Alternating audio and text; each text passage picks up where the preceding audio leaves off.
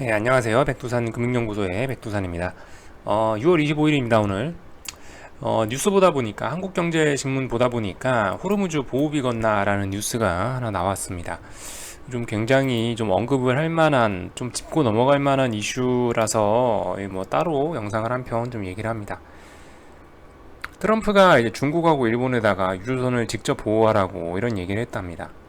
우선은 이런 얘기 하기 전에 호르무즈가 어디에 있는지, 호르무즈 해협이 어딘지부터 잠깐 좀 살펴보자면 여기입니다. 이란하고 사우디아라비아 사이에 있는 조그만한 곳이죠. 전 세계 원유 물동량의 30%가 통과하는 아주 중요한, 그러나 아주 좁아서 봉쇄하기는 좋은 어떤 좀 굉장히 해상 교역에 좀 굉장히 중요한, 전 세계 중요도가 한 1, 2등에 달하는 그런 곳입니다. 그런 곳인데 지금까지는 어땠어요? 지금까지는 미국이 그 원유 수입국이었기 때문에 항공모함 파견해가지고 그 원유 운송로를 지켜줬었죠. 호르무즈 해협이라든가 페르시아만이라든가 뭐 이런데 여기에 항공모함이 떠다니면서 유조선들을 지켜줬습니다. 근데 그 무슨 일이 생겼나요? 셰일가스가 나오기 시작했죠. 셰일가스, 셰일오일이 미국에서 나오기 시작한 뒤로 미국은 이제 에너지 순수입국이 아니고 수출국으로 전환이 되면서 더 이상 굳이 그, 그 사막에다가 이슬람교들 그 수니파 시아파 맨날 싸우는 요 국제정세 들어온 여기다가 굳이 돈 써가면서 그 군대를 주둔시키고 군대를 파견할 이유가 없어진 거죠, 이제. 그런 차원에서 나온 말이 이겁니다. 중국하고 일본, 유조선 니네 직접 알아서 니네가 이제 보호해라 라고 이런 얘기가 나온 겁니다. 더군다나 얼마 전에 일본 유조선이 빵꾸가 나면서 이런 식으로 유조선 직접 보호하라는 얘기가 나오기 시작했습니다.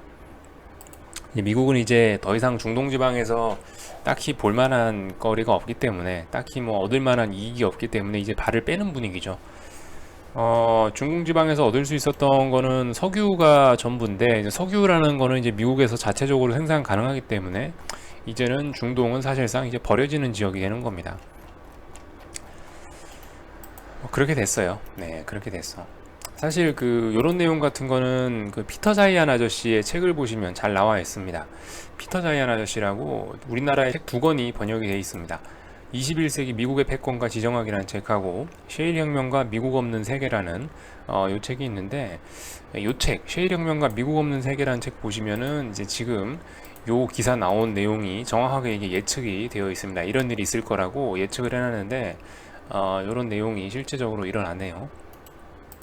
그래서 이런 부분 궁금하신 분들은 피터 자이안 아저씨 책 두 권 나온 지 얼마 안 됐어요. 이 두 권 한번 읽어보시면 도움이 많이 됩니다.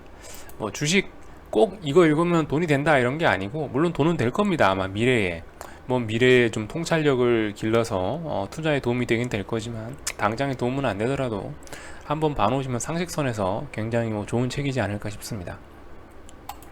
그래서 아무튼 이런 일이 일어나고 있습니다. 우리나라는 어떠냐? 우리나라는 솔직히 근데 뭐 별 상관 없습니다. 아직까진. 뭐 이란이고 사우디고 우리나라가 석유를 사오는 나라들인데 사실 뭐 우리나라 유조선에 뭐 우리나라 배에다가 굳이 빵꾸 낼 만한 이유는 없습니다. 얘네가. 당분간은 괜찮은데요. 문제는 이제 그런 걸 좀 조심해야 되죠. 미국이 슬슬 철수함에 따라서 이제 우리가 여기를 같이 지켜야 되는데 우리 해군이 여기를 지킬 힘은 없단 말이에요. 그 유조선 왔다 갔다 하는 통로가 몇천 킬로에 달하는데 그죠? 이란 이라크부터 해갖고 이란 이라크에서 왔다 갔다 해가지고 싱가포르 앞바다 지나서 중국 앞바다 지나서 그리고 이제 일본 앞바다 지나서 우리나라로 오는 건데 이걸 우리나라 해군이 다 지킬 수는 없단 말이죠. 그래서 어떻게 해야 되냐면은 우리나라 같은 경우는 그래 적을 만들면 안 됩니다. 만약에 뭐 중간에 적을 만들었다. 뭐 예를 들어서 우리나라가 뭐 인도하고 사이가 안 좋아졌다. 그럼 이제 끝나는 거예요. 어떤 면에서 끝이 난다? 우리나라 유조선이 기름 싣고 인도 앞바다를 이렇게 지나거든요. 인도양을. 인도양 지나는데 인도가 야 한국 니네 마음에 안 든다 이러고 나서 유조선에 빵꾸 내기 시작하면 이제 우리나라 그때부터 이제 망국의 길로 가는 겁니다. 그죠? 예를 든 거예요. 이런 일이 충분히 있을 수 있습니다. 뭐 예를 들어서 그럴 일은 없겠지만 뭐 싱가포르하고 우리나라가 싸운다.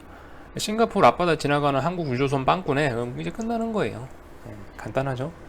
그래서 어쨌든 우리나라 같은 경우는 적을 만들면 안 된다. 최악의 경우가 우리나라 제가 봤을 때 생길 수 있는 최악의 시나리오는 이제 뭐 중국이나 일본하고 예를 들어서 싸울 수가 있겠죠, 그죠? 특히 중국 같은 경우. 근데 이게 이제 문제가 좀 커지는 게 예를 들어서 우리나라하고 중국하고 싸우게 된다면은 유조선이 동중국해, 그 중국 앞바다나 뭐 이런 데 지나다가 무슨 일이 날 수도 있는 겁니다, 그죠? 그래서 그런 거를 좀 조심해야 된다는 겁니다. 결과적으로 우리나라만한 이런 경제 요건에서 이런 몇천 킬로미터에 달하는 이런 바다를 어떤 지켜줄 만한 그런 해군을 구축하기는 쉽지가 않거든요. 중국도 그게 지금 안 되는데 세계 GDP 2위를 한 중국도 그게 안 되는 마당에 전 세계적으로 해군력을 가진 나라가 몇 개 없어요. 그죠? 해군력을 이렇다 할 해군력을 가진 게 뭐 미국, 뭐 영국, 뭐 프랑스 이런 나라가 몇 개밖에 없습니다. 사실상 어려워요. 그래서 우리나라 같은 경우는 외교를 잘해서 이런 외교 유조선 직접 보호하라는 이런 일이 없도록 하여튼 좀 위기가 생기지 않도록 좀 잘해야 됩니다. 좀 중요한 뉴스가 보이길래 한마디 언급해봤습니다. 하여튼 뭐 생각 외로 주식이 좀 잘 오르고 있어서 다행입니다. 오늘 6월 25일인데요. 예상 외로 76.2도 돌파했다 밀리고 하고 어쨌든 삼성전자도 잘 오르고 있고 시장 분위기 나쁘지 않은 것 같습니다. 아무튼 다음번에 또 중요한 뭐 이슈나 이런 게 있다면은 또 한번 나와서 언급하도록 하겠습니다. 성수들 하시고요. 또 다음에 뵙겠습니다.